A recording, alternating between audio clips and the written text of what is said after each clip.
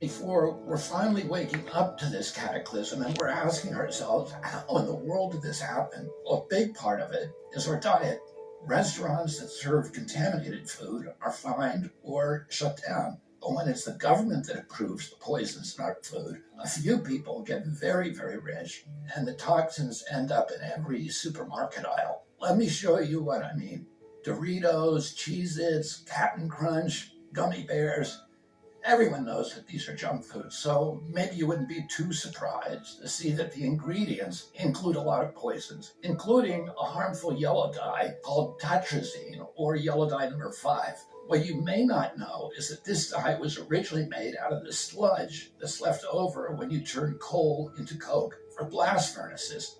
It's called coal tar, and I've actually sued many big industries for legacy contamination of coal tar all around the country because it's so toxic and it's so harmful to the environment and human beings. A century ago, it was just an obnoxious industrial byproduct that everybody was trying to figure out ways to get rid of. One of the ways that they did that was by paving roads. But then a British chemist figured out that the coal tar could be used to derive fabric dye.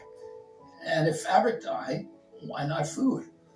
Food manufacturers began using it to cover up the discoloration of low-quality foods that they wanted to pass off on unsuspecting customers. They didn't know back then that this yellow dye, tartrazine, causes tumors, asthma, developmental delays, neurological damage, ADD, ADHD, hormone disruption, gene damage, anxiety, depression, intestinal injuries.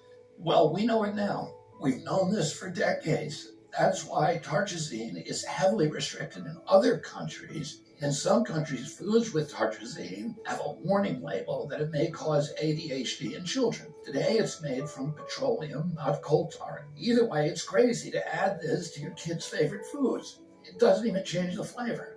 This yellow dye isn't just in junk food.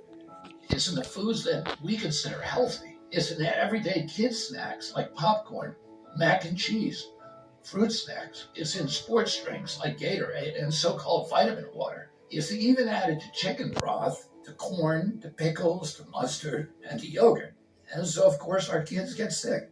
And we lovingly feed them chewable vitamins which have, surprise, tartrazine. And so the cycle continues until the coughs and asthma kick in,